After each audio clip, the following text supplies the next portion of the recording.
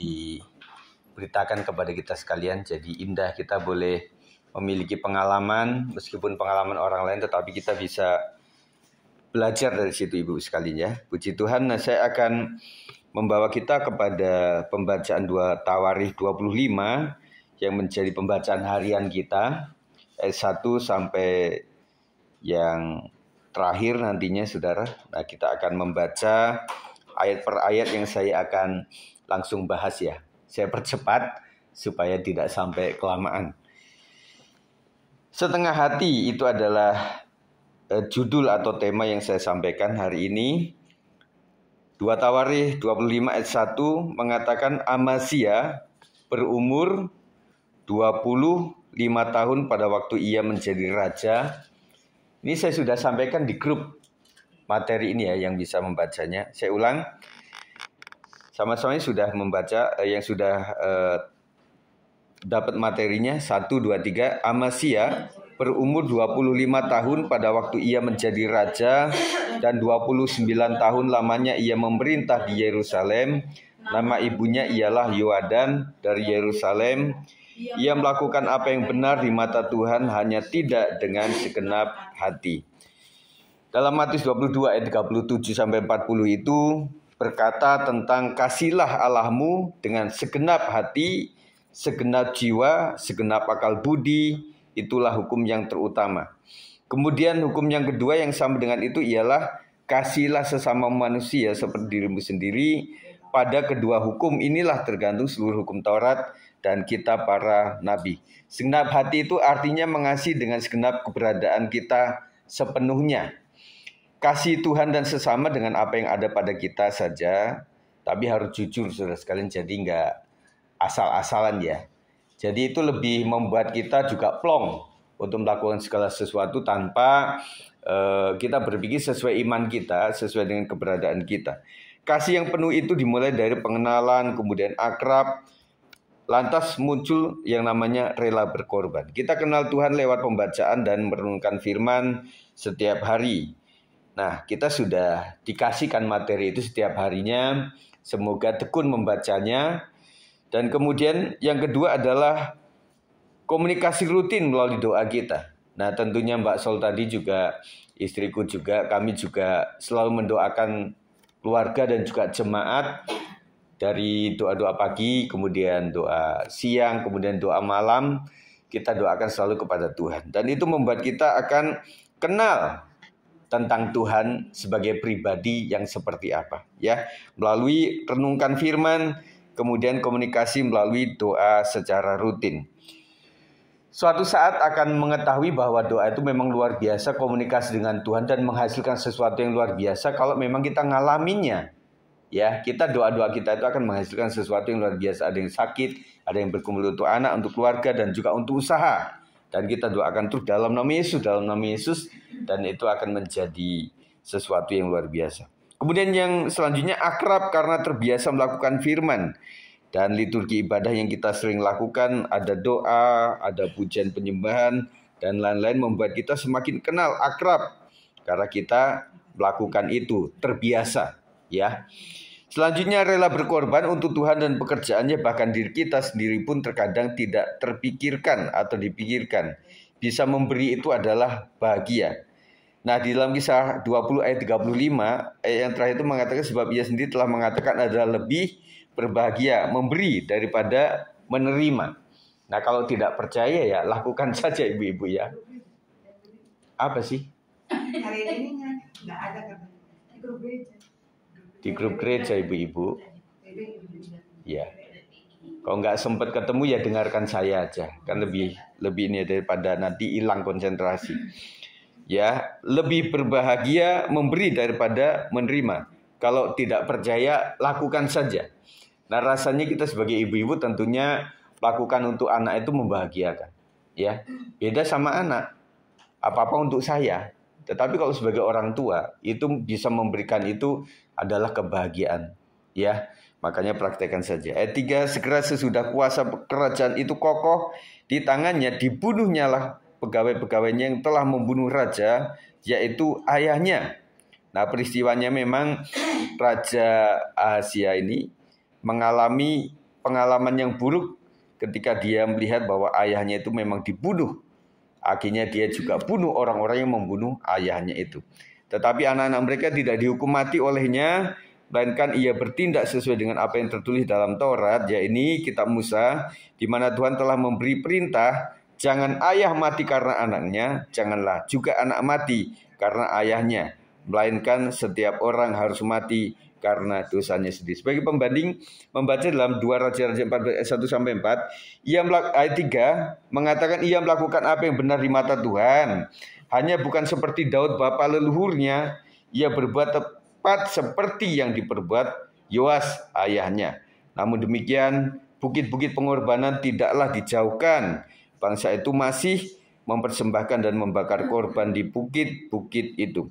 Raja Amasya itu lebih meniru Yoas ayahnya dibanding Raja Daud leluhurnya. Tentunya setiap kita juga punya role model. Ya, yang kita tiru itu siapa? Nah, kebanyakan itu adalah orang tua kita dan sebagainya ya. Dan kemudian orang tua leluhur dia kan ada Raja Daud gitu loh. Nah, memang setelah Daud itu kacau lah. Para raja-raja itu melakukan yang jahat di mata Tuhan. Nah, khusus Amasya ini yang setengah-setengah. Makanya judulnya setengah hati, saudara. Nah, jadi dunia marketing juga sering menggunakan model agar dagangannya itu laku keras, saudara ya. Meskipun kadang-kadang saya lihat zaman dulu itu nggak nyambung loh. Kadang-kadang dagang aki, tapi sampingnya kan perempuan cantik gitu loh. Makanya teman-teman muda waktu itu ya. Ini harganya berapa? Oh murah, 100.000 lah nggak nyampe. Nggak, maksudnya di sampingnya, wanitanya gitu ya. Nah, marketing juga menggunakan model-model supaya menjadi dagang laris dagangannya begitu ya. Setengah hati dalam mengasihi Tuhan akan membuat kita juga tidak total melakukan perintah Tuhan. Satu sisi membunuh di Amasya ini, dan satu sisi lain lagi membiarkan hidup. Jadi selalu dua perkara yang dia lakukan antara gitu ya. Nah, kata firman Tuhan kan setengah hati atau mendua hati itu nggak enak, nggak sejahtera gitu ya. Jadi memihak satu dengan yang lainnya. Satu sisi memerintahkan hidup benar dengan beribadah, dan satu sisi lain lagi membiarkan penyembahan berhala terjadi di kalangan bangsa atau rakyat. Nah, kalau udah setengah hati kayak gitu, artinya kepada Tuhan juga iya, kepada yang lain juga iya. Kemudian dia melakukan pembunuhan yang bertolak belakang dengan perintah Tuhan, tetapi juga membiarkan hidup keturunan anak-anaknya, melakukan Taurat. Nah, begitu ya. Jadi itulah yang terjadi ketika orang itu setengah hati. Jangan lupakan kasih Tuhan pada masa lampau. Lebih mudah orang memulai sesuatu, tetapi untuk bisa menjalani dengan komitmen sampai akhir bukanlah hal yang mudah. Ya ibu-ibu ya, untuk menjalani itu luar biasa. Kita juga bangga terhadap orang yang mau memperjuangkan sesuatu. Mulai startnya itu kita juga ikut berbangga. Tetapi lebih berbangga ketika kita itu bisa melihat orang itu menjalani hari-hari kehidupan sampai pada akhir hidupnya. Ya, biarlah kita tetap setia. Ketika prestasi sudah dicapai oleh Amasya, orang akan gampang lupa siapa yang telah memberikan hal itu kepadanya. Pada awalnya Raja Amasya itu melakukan apa yang benar di mata Tuhan, hanya tidak segenap hati. Ayat 2 itu ya. Tuhan itu kasih, tetapi Tuhan juga adil. Kita sudah belajar ini kan. Tuhan sebagai Tuhan yang kasih dan juga adil melakukan sesuatu kepada Amasya. Yang pertama, Tuhan tetap mau memberkati dan menganugerahkan kepadanya kemenangan dalam peperangan melawan musuh-musuhnya. Ayat 11 itu mengatakan Amasya mendapat keberanian lalu memimpin rakyatnya ke lembah Asin dan memukul kalah 10.000 orang dari Bani Seir. Selain itu 10.000 orang ditawan hidup-hidup oleh Bani Yehuda dan dibawa ke suatu puncak bukit batu. Lalu mereka dicampakkan dari puncak bukit batu itu sehingga hancurlah mereka semua. Ngeri saudara. Jadi orang-orang, berapa orang tadi? 10.000 orang itu dibawa ke gunung batu di atas. Kemudian dilemparkan ke bawah. Hancur mereka itu ya. Jadi itulah yang dilakukan. Tetapi orang-orang dari pasukan yang dipulangkan, Amasya, yang tidak diperbolehkan ikut berperang dengan dia, menyerbu kota-kota di Yehuda dari jurusan Samaria sampai ke Bet-Horon, dan menewaskan 3.000 orang penduduknya dan merampas banyak jarahan. Di sisi di mana Amasya itu melakukan meskipun setengah hati, tetapi Tuhan juga tetap membela. sampai 13.000 orang yang terbunuh oleh Amasya dan pasukannya. Tapi ketika Raja Amasya berubah setia kepada Tuhan dengan mendirikan para ilah Bani Seir yang dibawanya pulang sebagai ilahnya, ayat 14. Ketika Amasya kembali setelah mengalahkan orang-orang Edom itu, ia mendirikan para ilah Bani Seir yang dibawanya pulang sebagai ilahnya. Ia sujud menyembah kepada ilah-ilah itu dan membakar korban untuk mereka. Ngerti nggak ibu-ibu sekalian? Jadi setelah dia mengalahkan orang-orang itu musuhnya dari orang Israel, kemudian itu Baal-Baalnya dibawa, patung-patungnya dibawa, bukan dimusnahkan, tetapi dia ikut dipakai juga untuk menyembah. Jadi kalau orang mendua hati itu begitu loh, maksudnya ya udah dihancurkan 13.000 orang, tetapi penyembahan mereka, sesembahan mereka maksud saya itu dibawa juga. Jadi membuat apa ya, nggak tuntas begitulah kira-kira ya. Bahkan Nabi yang diutus Tuhan untuk menegurnya sama sekali tidak dihiraukan. Waktu Nabi sedang berbicara 16, berkatalah Amasya kepadanya, apakah kami telah mengangkat engkau menjadi penasihat raja? Diamlah, apakah engkau mau dibunuh? Lalu diamlah Nabi itu setelah berkata, sekarang aku tahu bahwa Allah telah menentukan akan membinasakan engkau, karena engkau telah berbuat hal ini dan tidak mendengarkan nasihatku. Tuhan pun murka dan menghukum Amasya. Tuhan membiarkan Amasya dikalahkan oleh Yoas, Raja Israel, yang mengakibatkan seluruh pasukannya kocar-kacir. Dan Amasya sendiri ditawan oleh Yoas. Ayat 21, sebab itu majulah Yoas, Raja Israel, lalu mengadu tenagalah mereka di ia dan Amasya, Raja Yehuda di Bet-Semes, yang termasuk wilayah Yehuda. Jadi mereka itu sparring gitu loh, smackdown dua raja antara Israel dan Yehuda. Sebenarnya miris, saudara. Israel sama Yehuda itu kan sebenarnya asalnya satu. Tetapi karena setelah Raja Salomo memang Tuhan menghukum kerajaanmu akan terpecah menjadi dua. Akhirnya perang saudara terjadi. Duel mereka itu, saudara. Ya. Yehuda terpukul kalah oleh Israel sehingga masing-masing lari ke kemahnya. Yoas Raja Israel menangkap Amasya Raja Yehuda, anak Yoas bin Joahaz, di Bet-Semes. Lalu Yoas membawa dia ke Yerusalem. Ia membongkar tembok Yerusalem dan pintu gerbang Efraim sampai ke pintu gerbang sudut 400 hasta panjangnya. Dengan tegas penulis kitab Dewa Tawari ini mengatakan bahwa Tuhanlah yang hendak menyerahkan mereka ke dalam tangan Yoas karena mereka telah mencari ilah orang Edom. Ayat itu mengatakan ayat 20, tetapi Amasya tidak mau mendengarkan sebab hal itu telah ditetapkan Allah yang hendak menyerahkan mereka ke dalam tangan Yoas karena mereka telah mencari ilah orang Edom. Perhatikan saudara. Jadi Allah yang berkuasa itu bisa menggerakkan siapapun loh. Bahkan kita teringat pada masa Musa, Fir'aun pun dikeraskan oleh Allah sendiri. Kita melihat kadang-kadang ada orang fasik juga dipakai Tuhan. Dalam arti dipakai itu tidak selalu berkenan. Makanya orang kalau dipakai oleh Tuhan itu jangan bangga. Belum tentu dipakai untuk apa dulu begitu loh. Ya. Jadi kadang-kadang kita juga yang paling berkenan di mata Tuhan itu kalau dipakai Tuhan itu baru good, baru bagus gitu ya. Tetapi kalau dipakai Tuhan untuk yang tidak bajik, saya pikir bukanlah kebanggaan. Nah, pelajaran buat kita adalah ketika Tuhan memberikan kesempatan yang baik, jangan lantas bersikap arogan dan kemudian melupakan Tuhan, sang sumber berkat dan perlindungan. Saudara, kita harus mengingat kasih Tuhan. Amin. Kita bisa menyembah dengan baik.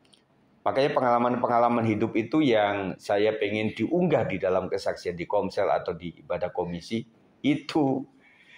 Nah, kesaksian itu juga Mbak Sol saksikan sesuatu, istriku juga saksikan yang memang up to date begitu.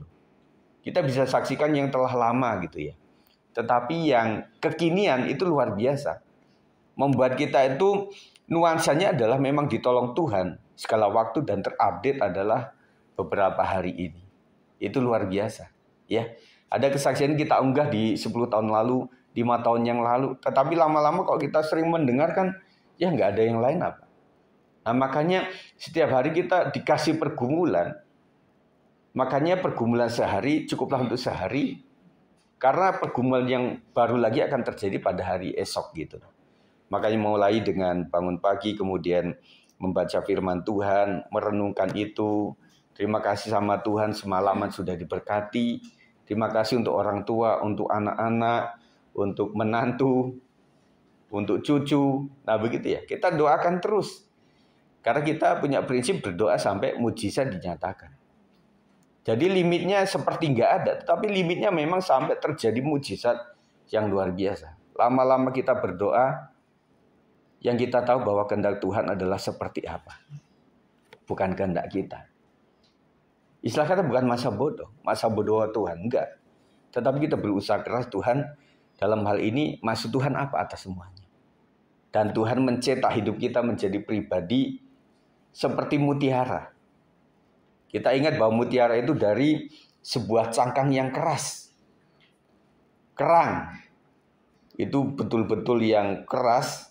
Dan muncul batu mutiara itu dari sakitnya sang kerang itu. Kerang nggak punya tangan kayak kita, saudara.